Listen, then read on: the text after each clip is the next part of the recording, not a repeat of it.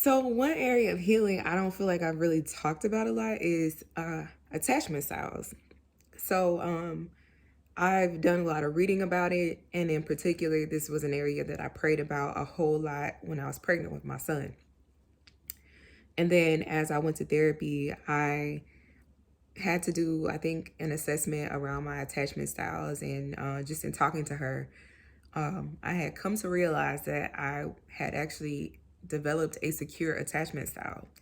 Now, I know for a fact I did not have the healthiest attachment style. And so, based on Simply Psychology, you can do more research on attachment theory and the attachment styles. There are four attachment styles: anxious, um, avoidant, disorganized, and secure. And so, um, the secure attachment style is the ideal attachment style. You're self-assured, direct, and responsive. For avoidant or anxious, which is also preoccupied for adults, that person tends to be self-doubting, anxious, and sensitive. For dismissive or avoidant, that person is self-reliant, avoidant, or distant. And for fearful, that person can be self-sabotaging, unpredictable, and isolated.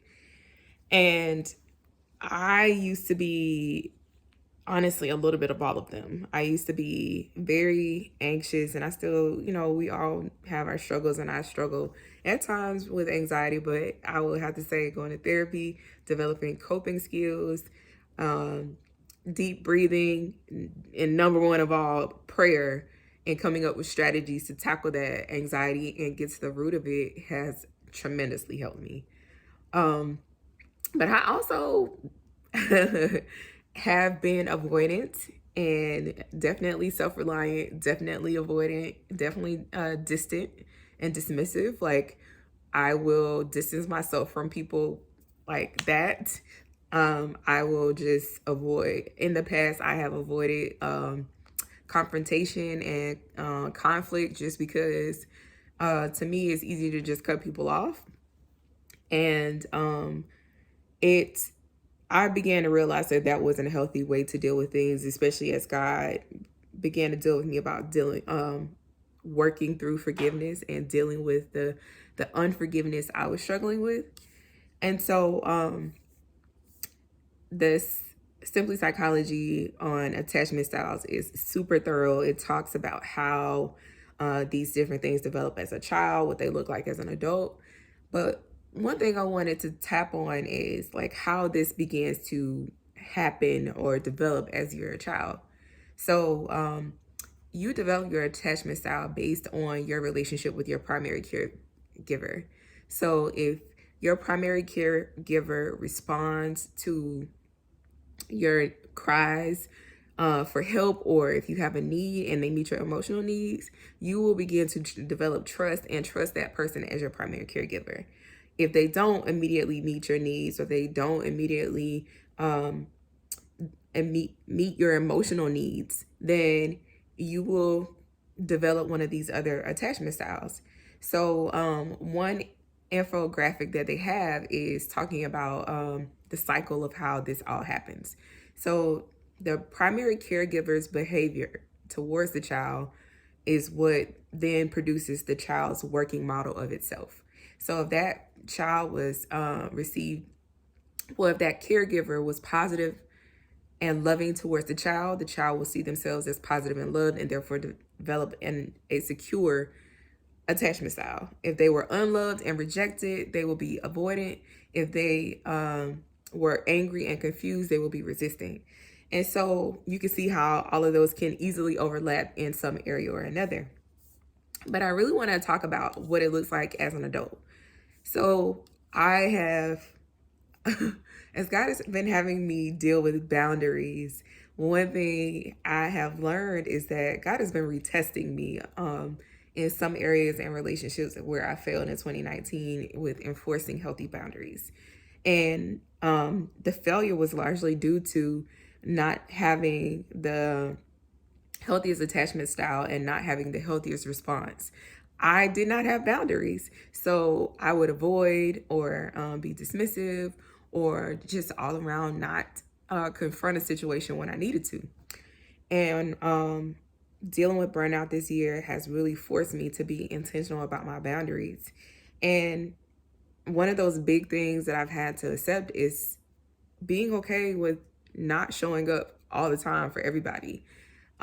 It's also being okay with knowing my purpose, knowing what I'm here for, knowing what God called me to do, and how God wants to use the things and talents and skills that He's given me to bring about the purpose and plan that He has for my life. And so, therefore, being assured of who I am and assured of my identity. And so, as such, those two things combined, enforcing healthy boundaries and always trying to be operating in purpose, it has really helped me to one, enforce those boundaries where I was failing, but two, have better relationships overall. Like, when I first graduated from college, God took me through an experience of where I was having to pray about all my relationships. And one by one, He was cutting people off and showing me in dreams people's intentions, showing me who wasn't my friend, showing me who did not have the capacity to be the type of friend that I was to them. And just over the years, I've really learned who my people are, who my village is, who the people that are called to me are. And as a result of that, I have been able to develop a secure attachment style because of those relationships.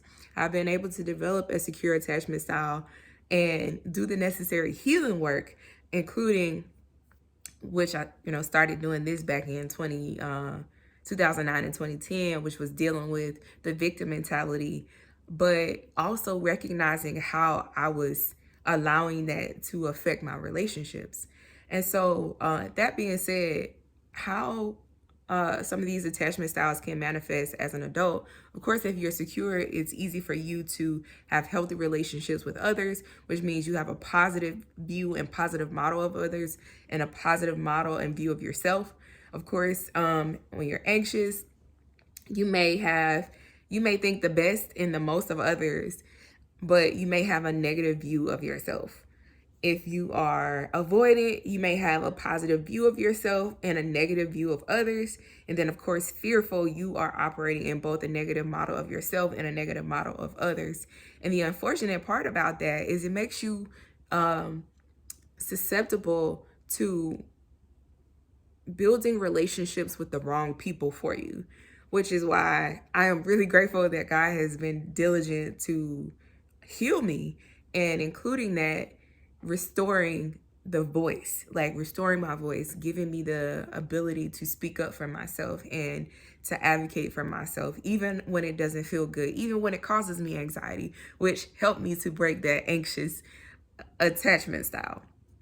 So all that to say, again, I encourage you to take a look and an assessment of yourself, determine your attachment style, most of all, if you're a parent, because how the attachment style we have can directly correlate to how we parent our children. And if we don't do the work necessary to heal ourselves and to heal our attachment style, that'll make it difficult for us to relate not only to our children, but to any other person that may love us.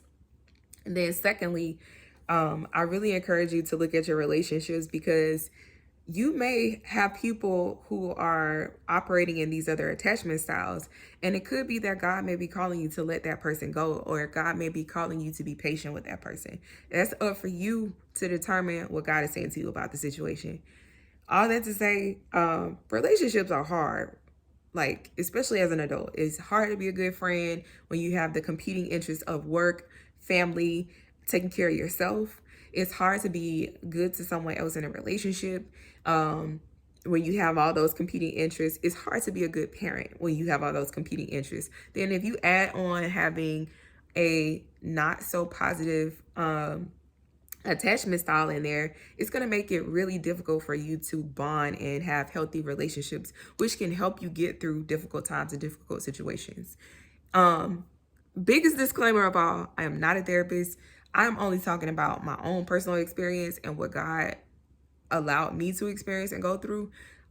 Most of all, I want you, if you feel like you're struggling with any of this, if you feel like you're dealing with the victim mentality or any of these attachment styles that are not healthy, or rather that could be detrimental to any of the relationships in your life, go to therapy. Like, I know sometimes society, and especially in minority communities, therapy is shunned, but therapy was one of the best decisions I made for my life because it helped me to really look myself in the mirror.